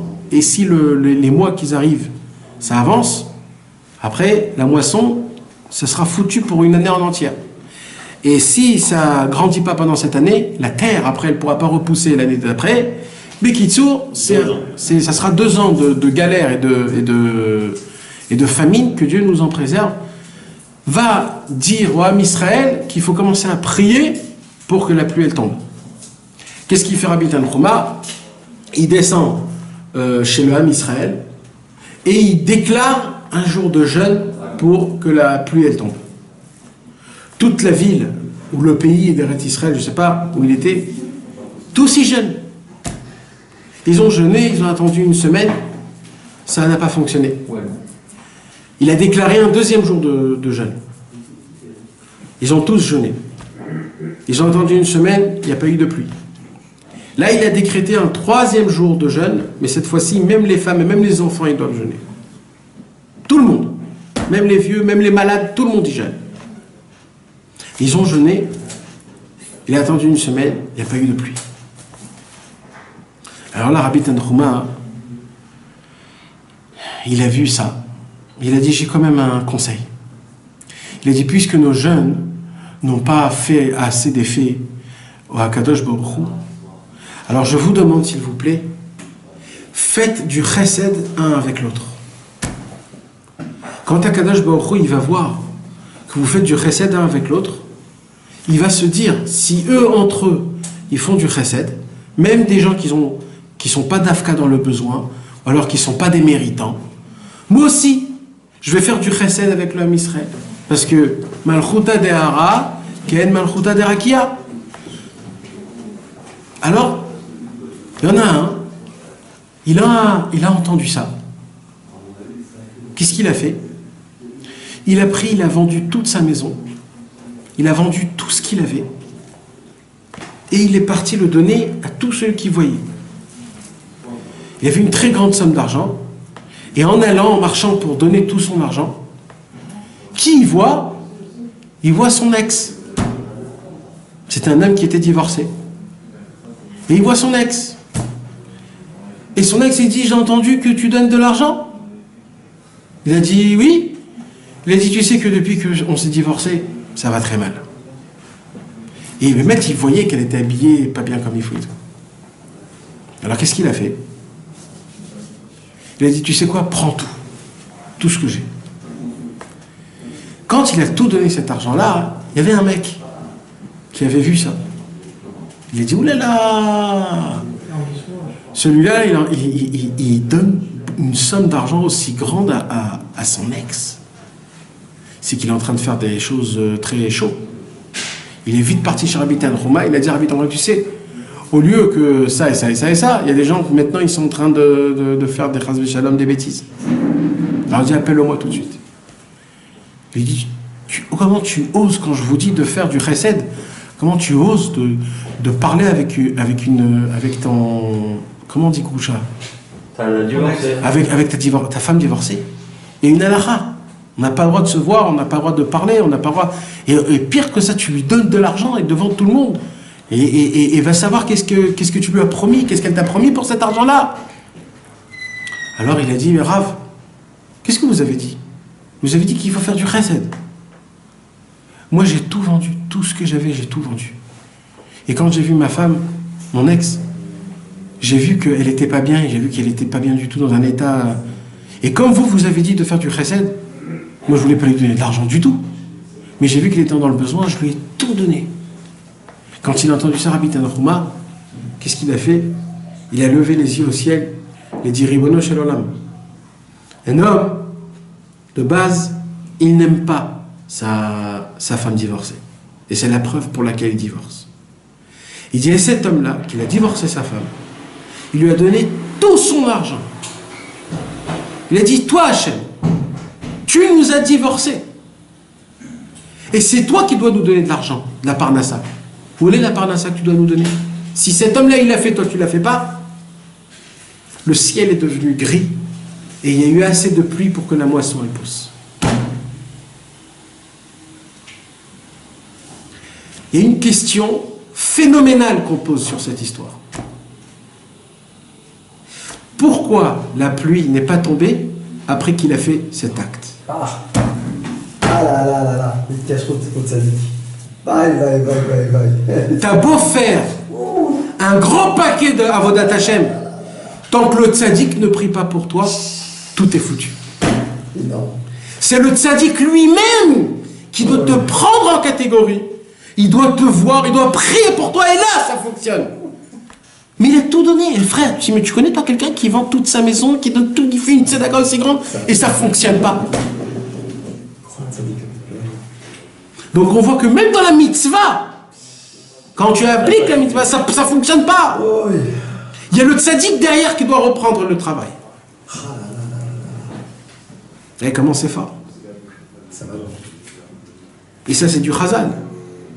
Ça, c'est pas des choses inventées. C'est des choses qui sont écrites. Première partie de l'attachement du tzaddik à Emet. C'est quoi la troisième Gemara? Je voulais pas t'interrompre au milieu. Souka la metet, betsa la metret. Souka la matet. Souka la metet, betsa la metret. Et Shabbat Koufalef. Et Shabbat Koufalef. Vous allez voir que c'est toujours Rav Safra qui fait la remarque. Ouais, c'est ce que j'ai. Il y a un sod dans ça. Mais pas tout en une seule soirée. Ah ouais, tu peux nous dire au moins Rav Safra là maintenant. Ça sera ta chaîne.